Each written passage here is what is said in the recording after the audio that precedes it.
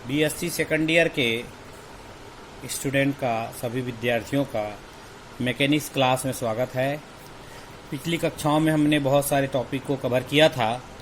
अभी मैं एक कैटेनरी के एक क्वेश्चन को लेता हूँ।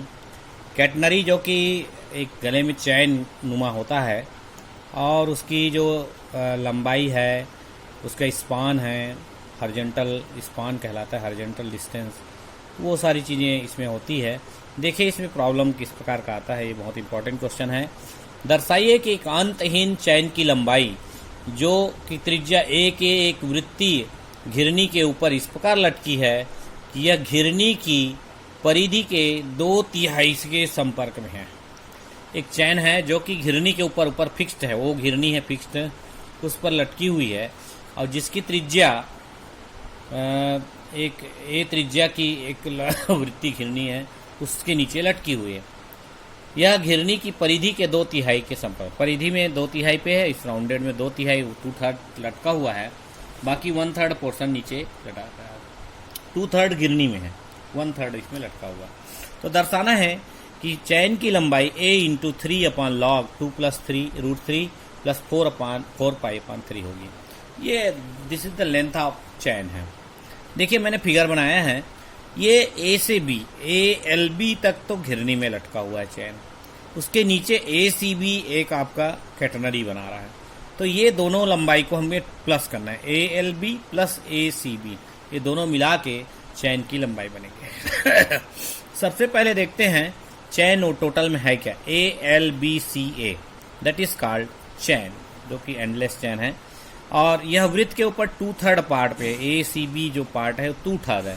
तो 2/3 इसका सरकमफ्रेंस देखें कितना आता है, क्योंकि A रेडियस है, इसका सरकमफ्रेंस परिधि है 2πA, तो इसमें 2/3 भाग घिरनी पर है, 2/3 into 2πA, that is 4/3 of πA, 4/3 of πA, that is the length of chain which is in the pulley.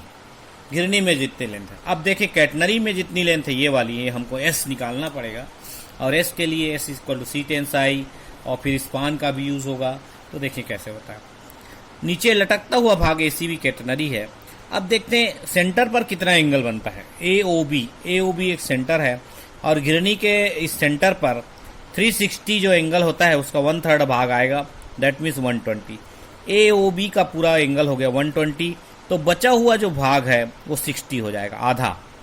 AOD हो जाएगा 60। अब AOD यदि 60 है तो ये आपका एक एंगल 60 दिख रहा है और ये ANX 60 हो जाएगा। ये हमको ध्यान देना कैसे एंगल 60 बनेगा। ये जब एंगल हमें मान प्राप्त हो जाएगा तो टेंसाई और सेक्साई वैल्यू इजी गोइंग है। देखो एंगल MAN 60 होगा, BNX 60 होगा, मतलब ये वाला एंगल 60 हो गया और इधर का एकांतर कोण के कारण वो 60 हो गया। चलिए AM = A sin 60, AM भी निकालना है क्योंकि ये छोटा सा पार्ट M है, तो AM = A sin 60, ये रेडियस है, इसकी 60 डिग्री है, A sin 60 के रूप में, sin 60 होता है √3/2।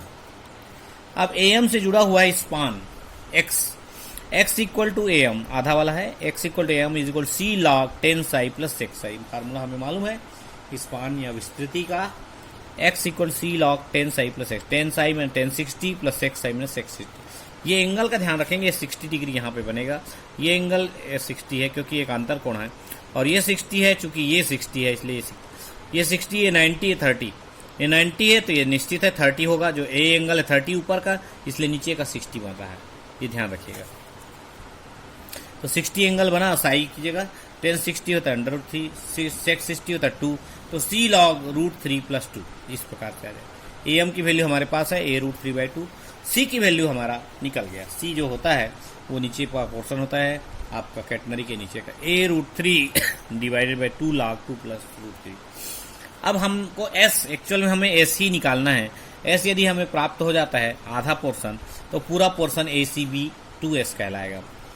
S = C टेंसाई होता है, तो S = जो चाप है 2S, वो हमें ACB के रूप में, 2S = क्या होगा, 2S = S = C टेंसाई, C की वैल्यू यहाँ से ले लिया, टेंसाई 60, 1060 सी की वैल्यू यहाँ से ले लिया a√3 divided by 2 log 2 plus √3 और 2s कर दिया तो टोटल लेंथ आपका ACB चाप आएगा। 2 कैंसिल हो गया तो 3a divided by log 2 plus √3 3a इसलिए 1060√3 होता है, √3 3 हो गया।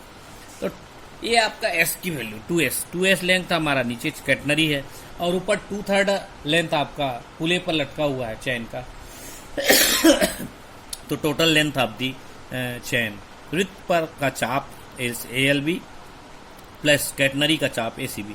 कैटनरी पर है 3a divided by log 2 plus √3 और यहाँ पर 4πa डिवाइडेड बाई 3, ये कॉमन लिया तो 4π/3 प्लस 3 अपॉन log 2 प्लस √3। इस प्रकार हम चैन की लंबाई प्रूव करते हैं। बहुत इजी है। S equal to C tan psi और X equal C log 10 psi plus X psi, दो फार्मूला का यूज हुआ। नेक्स्ट क्वेश्चन लेते हैं। एक समांग जो कि फ्रिक्शन फोर्स ऑफ फ्रिक्शन पर आधारित है, एक समांग चैन की अंत लिंक एक स्थिर रुक्ष क्षैतिज छड़ के अनुदिश स्लाइड करता है। रफ छड़ है, इसके ऊपर ये चैन लगा हुआ है और यहाँ पर एक छल्ला है जो कि रुक्ष है, रफ प्लेन पे इस पे स्लाइड करता है। तो ये आगे पीछे हो सकता है, जैसे पर्दा लगा हुआ होता है, पर्दे को बंद करने के लिए हम चैन लगाते हैं, गोल लगाते हैं रिंग, तो उसी प्रकार आगे पीछे होता है, स्लाइड करता है। सिद्ध कीजिए महत्तम स्पान का चैन की लंबाई से अनुपात, मतलब मैक्सिमम स्पान जो AB जो मैक्सिमम होगा divided by L length of chain. हम यदि L लेते हैं तो दोनों का ratio mu into log 1 plus √1 plus mu square upon mu के बराबर, जहाँ म्यू फोर्सेस ऑफ फ्रिक्शन है। इस क्वेश्चन को समझने के लिए हमें फोर्स ऑफ फ्रिक्शन चूंकि बार बार दिखा रहा है तो force of friction opposite to force लगता है। ये यदि ये घिरनी ये आपका चैन इधर स्लाइड करेगा तो force of friction opposite direction mu R इधर होगा। और इसी प्रकार यदि हम टेंशन इस पर टेंशन लेते हैं, इस पर रेखा की दिशा में T, तो दो भागों में वियोजित करने पर T cos साई इधर आएगा और T sin साई ऊपर आएगा। तो T cos psi must be equal to mu R, इसी प्रकार T sin psi must be equal to R. ये दो फोर्सेस इक्वल होंगे, mu R is T cos psi और R equal to T sin psi. But इसमें जो balance होगा, link जो लिखा हुआ है आपका छड़ पे स्लाइड कर रहा है छल्ला, वो इन बलों के कारण वो बैलेंस होगा। एक तो R लंबवत की ओर होगा, ऊपर की ओर, तनाव T AN की दिशा में, इसमें तनाव होगा। इसी प्रकार घर्षण बल म्यू आर एक्स अक्ष की दिशा में, इस तरफ म्यू आर लगे। मैंने इसी इन दोनों फोर्स को रिजॉल्व करके इसके इक्वालिटी को दर्शाया, वियोजित किया, रिजॉल्व किया। तो mu R equal to T cos psi इधर दिशा में और R equal to T sin psi ऊपर की ओर। दोनों का हम रेशियो निकालते हैं तो टेन साई निकल जाता है, 2 divided by 1, tan psi equal to 1 pi mu. चूंकि आंसर में भी म्यू आया है तो tan psi plus sec psi निकालेंगे। सेक स्क्वायर साई होता है 1 प्लस टेन स्क्वायर साई, तो sex Sai 1 plus ten square Sai, तो 1 plus 1 upon mu square. Mu बाहर आएगा तो √1 प्लस म्यू स्क्वायर, ये सेक्स साई आ गया।